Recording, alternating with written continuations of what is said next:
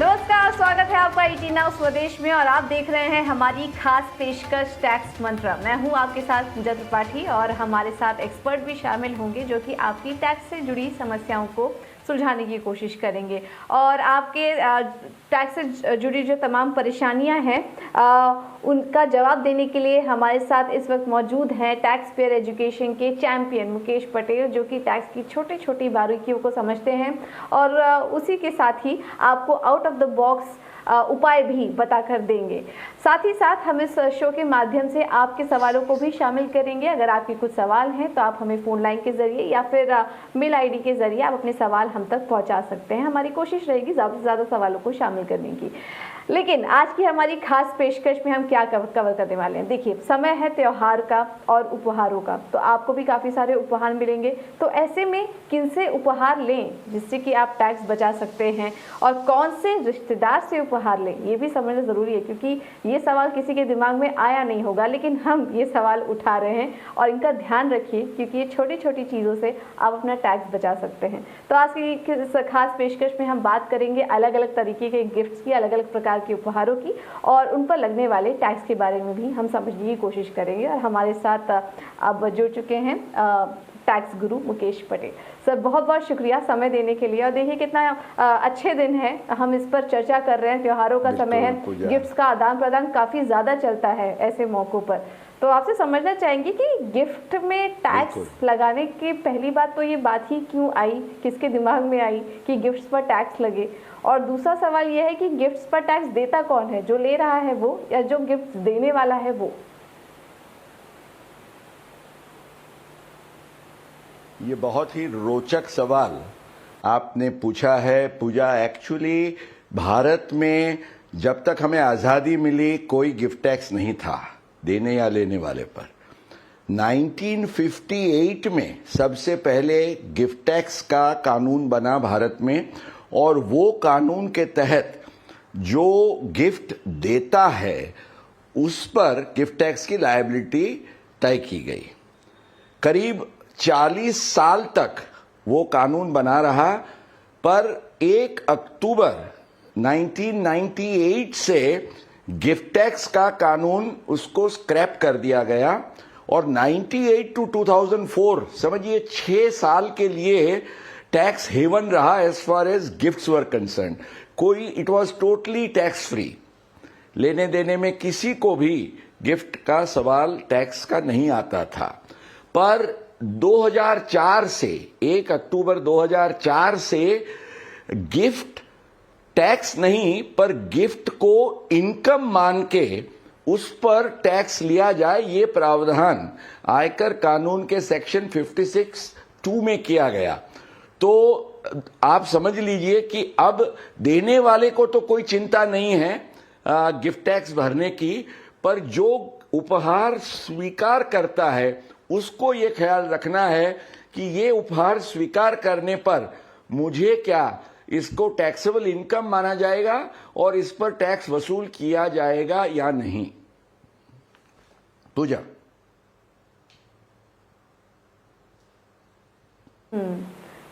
बिल्कुल।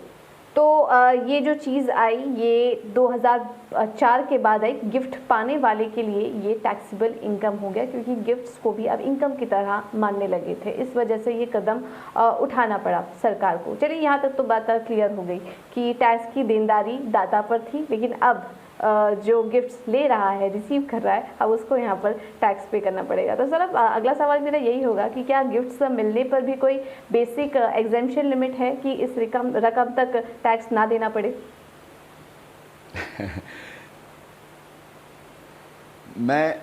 मैं समझ सकता हूं पूजा, आपका ध्यान है कि जैसे इनकम टैक्स में 2.5 लाख का बेसिक एग्जम्पशन इनकम के लिए गिना जाता है। आपका सवाल और किसी के मन में ये बात आएगी कि अगर इसको इनकम मानी जाती है तो क्या मुझे 1 रुपये की भी गिफ्ट मिलेगी तो उसको इनकम में मुझे दिखाना पड़ेगा।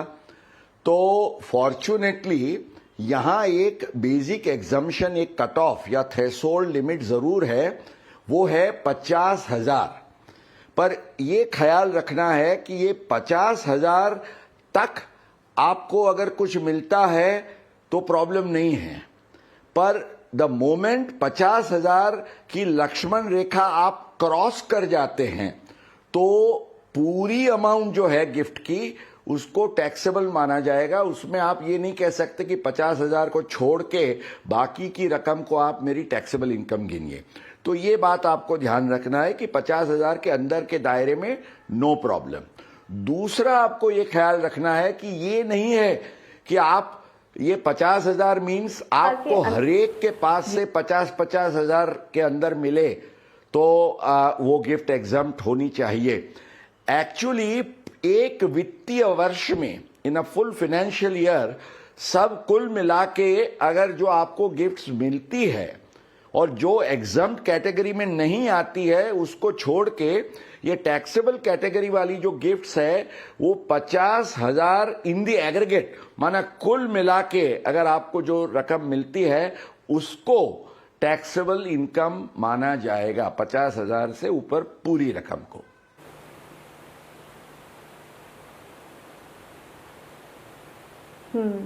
50,000 के अंदर के अगर कोई गिफ्ट है तो उस पर टैक्स नहीं लगेगा। 50,000 के ऊपर का अगर 1 रुपया भी अगर आप ज़्यादा दे रहे हैं तो फिर पूरे जो गिफ्ट का अमाउंट है उसी पर टैक्स यहाँ पर आपको देना पड़ेगा। ये भी क्लैरिटी हो गई। लेकिन सर, आज का जो हम समझना चाह रहे थे बहुत ही जो मुख्य सवाल था और जिसको मैंने अंडरलाइन भी किया था शो के शुरुआत में कि क्योंकि ये समय है उपहारों का, त्यौहार रिसीव करने का, तो काफ़ी सारे फ्रेंड्स हैं, रिश्तेदार हैं जिनसे कि हमें गिफ्ट्स मिलेंगे, उपहार मिलेंगे। तो कौन से रिश्तेदार हैं जिनसे मिला हुआ गिफ्ट आयकर के दायरे से बाहर होता है?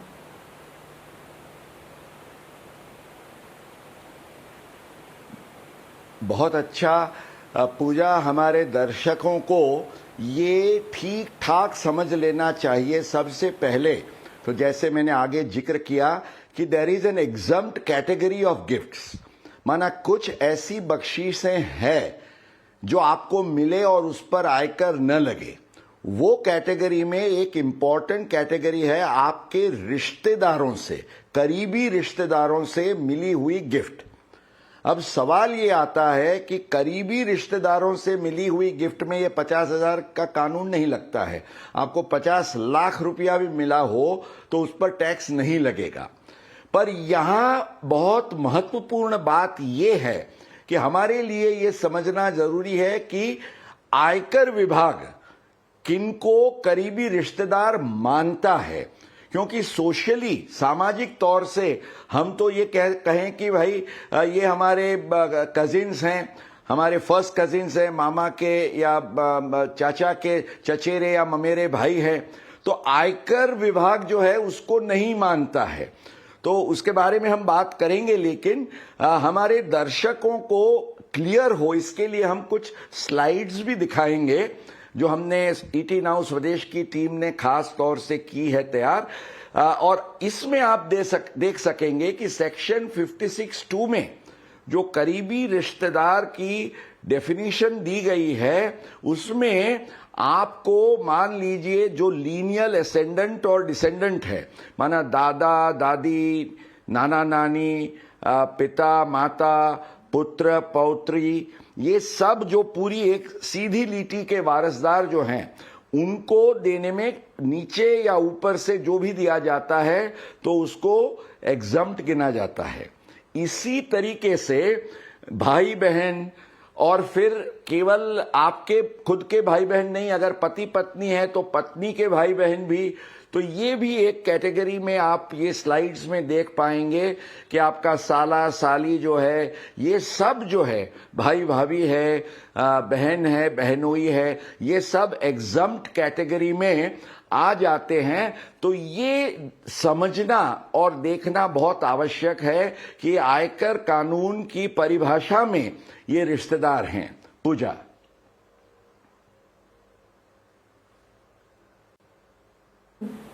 इस पिक्चर, ये जो स्लाइड हम बता रहे हैं इसको बिल्कुल अपने दिमाग में बिठा लीजिए, नहीं हो तो फोटो खींच लीजिए इसकी और अपने पास रखिए। ये काफ़ी इंपॉर्टेंट स्लाइड है और इसके ज़रिए हम आपको बताने की कोशिश कर रहे हैं और मुकेश जी भी आपको बता रहे हैं कि इन लोगों से, अगर इन करीबी रिश्तेदारों से अगर आप गिफ्ट्स लेते हैं तो वो आयकर के दायरे के बाहर होते हैं। तो इस बात का बिल्कुल ध्यान रखिए आप। लेकिन मुकेश सर, अभी आप थोड़ी देर पहले कज़न की बात कर रहे थे और क्योंकि अब किसी को अगर कज़न को ही गिफ्ट देना है, जैसे मुझे ही अगर मेरे कज़न को गिफ्ट देना है तो वो टैक्सेबल हो जाएगा। तो अब मैं क्या करूँ, उसके लिए मेरे लिए कोई रास्ता निकाल सकेंगे आप कि वो टैक्स फ्री हो जाए, मुझे टैक्स ना देना पड़े उस पर? नहीं, बिल्कुल बिल्कुल, हम आपको इसके लिए हमारे दर्शकों को एक रास्ता दिखाएंगे कि आपके फर्स्ट कजिन को, चचेरे या ममेरे भाई या बहन को आपको बख्शीश देनी है तो कैसे दे सकते हैं। तो इसमें आप ये कर सकते हैं, आप पहले अपने पिता या माता को दीजिए, क्योंकि आप जब उनको गिफ्ट देते हैं उस पर कोई टैक्स नहीं लगता है। और वो अपने भाई और बहन को दे सकते हैं, माना आपके चाचा मामा या फूफी को मिल जाएगा। और फिर वो अपने बेटे या बेटी को देते हैं तो उस पर कोई टैक्स नहीं है। और अल्टीमेटली आपका पैसा जब ये घूम के वहां जाता है तो समझिए इट इज टैक्स फ्री। आपने सीधा दिया उनको तो टैक्स लगता है। मैं ये कहूंगा कि दो रास्ते हैं, एक है जहां आपको टोल भर के जाना पड़ता है और दूसरा है टोल फ्री। टोल फ्री रास्ता थोड़ा लंबा हो सकता है, लेकिन उसमें फायदा यह है कि आपको टोल नहीं भरना है। तो पूजा, ये जो गुरु मंत्र है वो अगर हमारे दर्शक याद रखें तो बहुत ही अच्छा रहेगा। और दूसरा जो आगे मैं समझा रहा था कि चाचा भतीजा को देता है तो आयकर विभाग कहता है कि ये करीबी रिश्तेदार है, पर अगर भतीजा या भांजा अपने चाचा या मामा को गिफ्ट देता है तो वो रिवर्स में, वो लिस्ट में आपने स्लाइड में देखा होगा, वो रिश्ता आता नहीं है। इसलिए बहुत केयरफुली जो आपने बताया, रिश्तेदार की यादी में अगर आता है तभी उनसे गिफ्ट लीजिए, या तो ये टोल फ्री रोड का आयोजन कीजिए।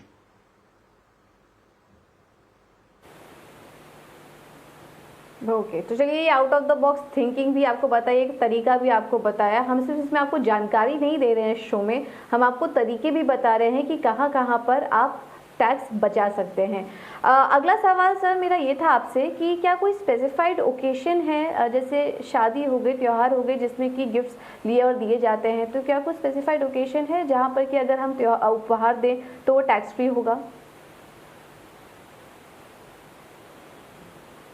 बिल्कुल। अभी पूजा, ये ख्याल में रखना हमारे लिए बहुत आवश्यक है कि ये जो 50,000 की करमुक्त सीमा है, हालांकि 2004 से लेके 2009 5 साल तक केवल गिफ्ट्स ऑफ मनी, माने रुपयों में दी गई भेंट जो है या बख्शीश है, उस पर टैक्स लगता था। It was a loop hole, उसको प्लग किया गया और 2009 से लेके अब कानून यह है कि even specified gifts in kind will be taxable अगर उसकी 50,000 से ज्यादा वैल्यू है।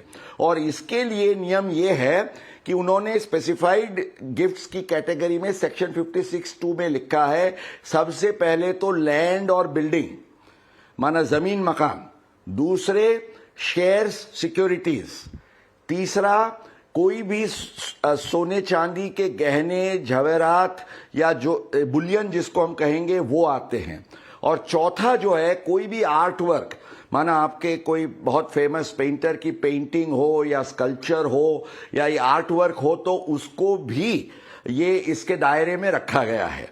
तो इसका मतलब ये हुआ कि इनके बारे में आपको खास तौर से ख्याल रखना है कि आपको टैक्स न लगे।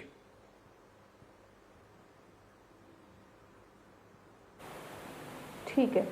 और sir, gift received in kind, अगर काइंड गिफ्ट में भी कुछ कैटेगरी हैं क्या जिनका ध्यान रखना चाहिए जहां पर टैक्स लगता है? बिल्कुल। पूजा, अब इसका मतलब ये हुआ कि अब जब ध्यान से देखते हैं कि इन चीजों पर, इन भेंटों पर, इन उपहारों पर टैक्स लगता है 50,000 रुपये से अगर उसका मूल्य ज्यादा है। अब इसी लिस्ट में जो आता ही नहीं है, ऐसी गिफ्ट्स है उसको आप स्वीकार करिए तो आपको टैक्स की कोई चिंता नहीं है, कोई टेंशन नहीं रखना है। मान लीजिए कि मोटर कार है, इलेक्ट्रॉनिक्स है, आपके ये सेलफोन है, टीवी है, टेलीविजन है, फर्नीचर है, या इवन एयर टिकट है, होटल वाउचर है, बहुत सारी लंबी लिस्ट हो सकती है।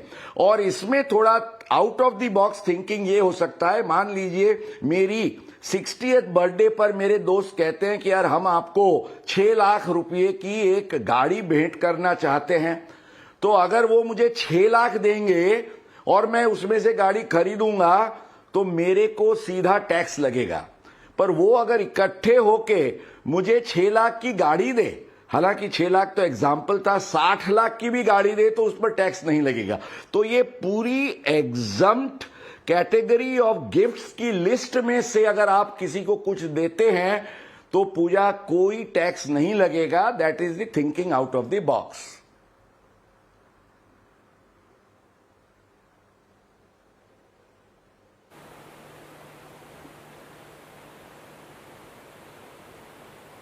बिल्कुल।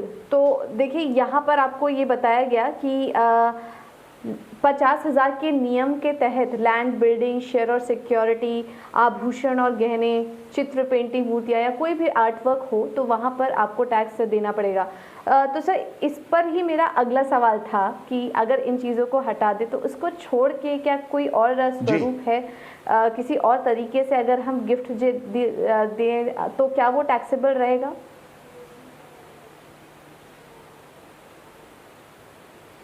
पूजा, हमको इसमें ये ख्याल रखना है कि पिकअप अ गिफ्ट आप किसी को देना चाहते हैं तो सोचिए कि ये मैं अगर दूंगा और जो सामने वाला उसको लेगा, अगर रिश्तेदार में आता है तो कोई प्रॉब्लम नहीं है, पर अगर वो रिश्तेदार के दायरे से बाहर है तो आयकर खफा न हो ऐसा तोहफा कौन सा हो सकता है, तो वो आपको सोचना है। और वो लिस्ट में आपकी ये एग्जम्प्ट कैटेगरी वाली, माना जो स्पेसिफाइड से और है, उसको आना चाहिए।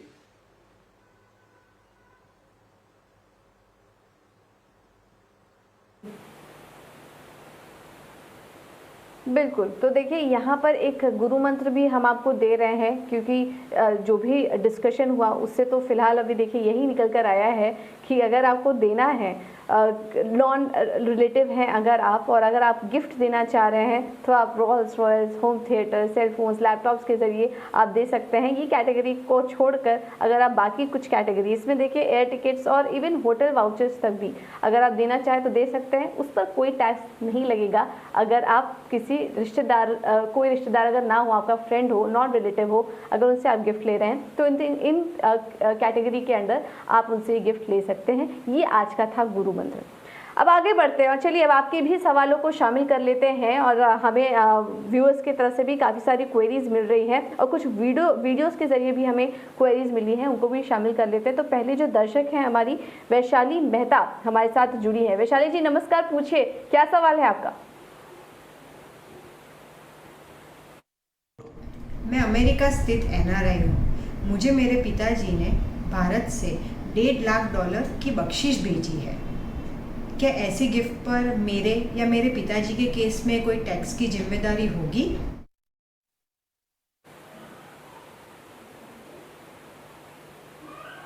ओके, ठीक है। तो ये था सवाल इनका।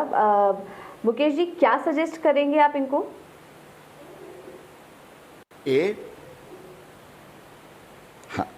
पूजा, वैशाली जी के जैसे NRIs है उनके लिए ये मैं क्वेश्चन का जवाब इस तरीके से दे रहा था कि यहाँ भारत से जब आप गिफ्ट देते हैं अपने रिश्तेदारों को तो ऑब्वियसली देने वाले को तो गिफ्ट टैक्स नहीं है, और चूंकि आप जिसको दे रहे हैं वो भी आपके रिश्तेदार की कैटेगरी में आते हैं, इसलिए उस पर टैक्स नहीं है।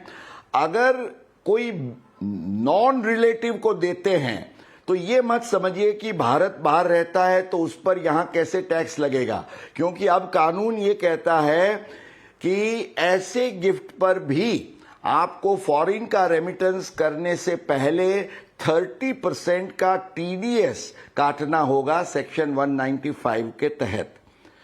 बट वो साइड पे जाए अमेरिका में। अब वैशाली जी रहती है अमेरिका में, अमेरिका के कानून के आधार से वहां गिफ्ट टैक्स जरूर है, पर वहां गिफ्ट देने वाले पर टैक्स है, लेने वाले के लिए कोई टैक्स नहीं है।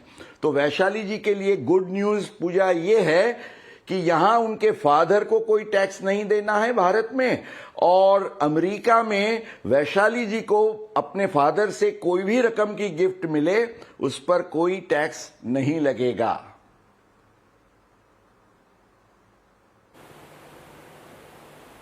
ओके, तो वैशाली जी उम्मीद है आपको मदद मिली होगी, क्योंकि यूएस में जो नियम है वो भारत के एकदम उलट है, तो फिर आपको वहाँ पर टैक्स फ्री ही रहेगा और भारत में पिता की गिफ्ट देने पर भी कोई टैक्स नहीं लगता। ये भी जानकारी आपको दी गई है। अब अगले दर्शक को भी शामिल कर लेते हैं, और गीता निकुम जी हमारे साथ जुड़ी है इस वक्त, तो उन्होंने भी वीडियो के जरिए अपना सवाल भेजा है हमें। गीता जी नमस्कार, पूछिए क्या सवाल है आपका। मुकेश सर, मेरी चाची को उनकी 60th बर्थडे पर उनकी सहेलियों ने मिलकर 6 लाख रुपए की बख्शिश दी है। उनकी कोई टैक्सेबल इनकम नहीं है, तो उनके केस में इस गिफ्ट की टैक्स लायबिलिटी क्या बनेगी? ओके, तो मुकेश जी इन्हें क्या सजेस्ट करेंगे आप? ये अपनी टैक्स लायबिलिटी जानना चाहती हैं। अपने 60th बर्थडे पर इनको अपने दोस्तों से करीब 6 लाख मिले हैं दोस्तों से, तो क्या सलाह देंगे इन्हें? बिल्कुल बिल्कुल पूजा, हम गीता जी को ये बता सकते हैं कि उनकी चाची को ये सलाह दे कि don't worry, be happy. Tax मंत्र से आपको ये सीधा हम गुरु मंत्र दे रहे हैं कि अगर आप ये स्ट्रेटेजी अपनाएंगे तो कोई टैक्स नहीं लगेगा।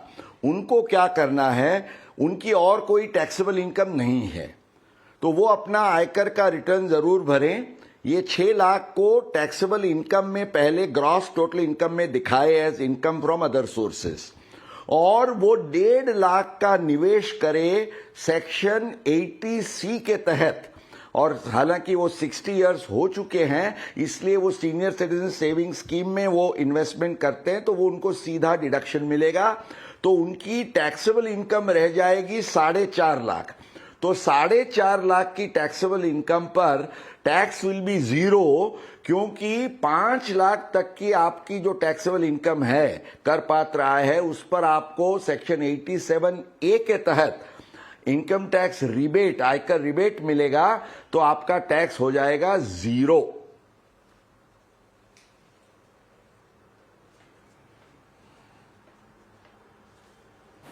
ओके, ठीक है। तो गीता जी ये राय आपके लिए 6 लाख रुपए के अन्य सोर्स में होने वाली जो आय है इसको माना जाएगा। और यहाँ पर आप ये भी ध्यान रखिए कि रिबेट के फायदे को आप ध्यान में रखिए, और टैक्स स्टेटस का फ़ायदा आप ले सकती हैं टैक्स रिबेट का, अगर आप यहाँ पर फ़ायदा उठाती हैं तो। और बाकी रूल्स भी आपको 80C के यहाँ पर सुझाव दिए गए हैं। तो गीता जी उम्मीद है आपको यहाँ पर मदद मिली होगी।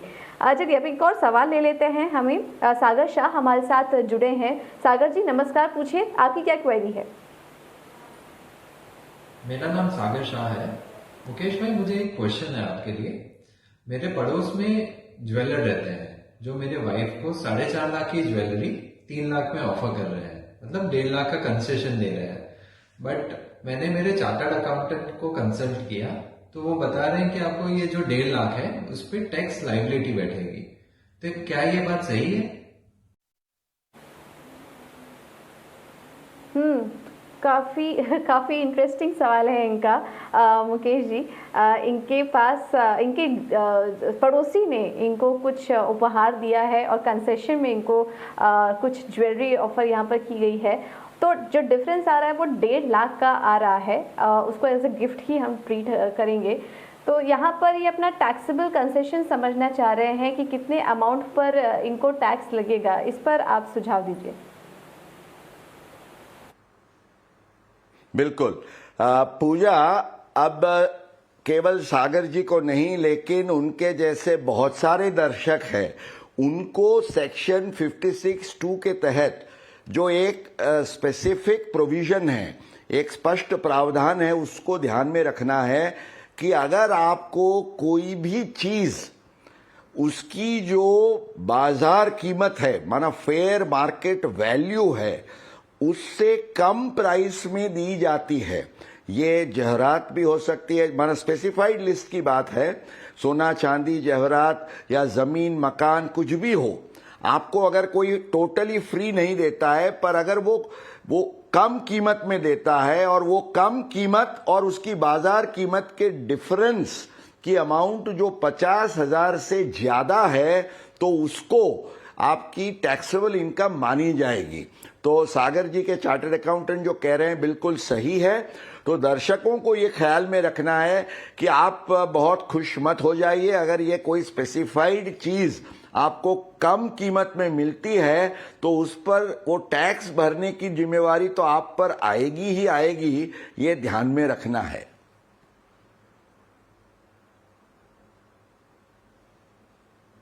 बिल्कुल, ये ध्यान में रखने वाली बात है। तो अगर भले ही आपको किसी ने कम रेट पर कुछ ऑफर किया है, कुछ उपहार दिया है, तो 50,000 रुपये से अधिक है तो इसे अर्निंग सोर्स के अंतर्गत चार्जेबल आयकर के तहत माना जाएगा। ये एक बहुत इंपॉर्टेंट डिटेल है जो कि आपको ध्यान रखनी है। चलिए मुकेश जी, बहुत बहुत शुक्रिया आज आपका हमारे साथ जुड़ने के लिए और तमाम क्वेरीज पर और हमारे सवालों का भी जवाब देने के लिए। और उम्मीद है हमारे दर्शकों को आज इस माहौल में जब त्योहार की लेन देन काफ़ी ज़्यादा होती है, उसमें उनको ज़रूर मदद मिली होगी। बहुत बहुत शुक्रिया आपका।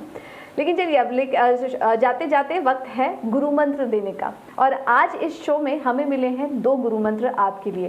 पहला तो ये है कि वस्तु में भेंट लेने पर क्या ये टैक्सेबल है या नहीं, इस बात का बिल्कुल ध्यान देना चाहिए। वस्तु स्वरूपी जो भी भेंट अगर आप लेते हैं तो उसमें क्या टैक्सेबल है क्या नहीं है, इस बात का ज़रूर ध्यान रखें। ये होगा पहला गुरु मंत्र। और दूसरा ये है कि कौन से रिश्तेदार आयकर को मान्य हैं, कौन से नहीं, किस रिश्तेदार से गिफ्ट लेना चाहिए, किससे नहीं, और किस तरीके से अगर आपको टैक्स बचाना है या सामने वाले का टैक्स बचाना है तो किस तरीके से आप उनको गिफ्ट दे सकते हैं, ये भी आज हमने सीखा। तो ये 2 गुरु मंत्र के साथ मुझे दीजिए इजाज़त। नमस्कार।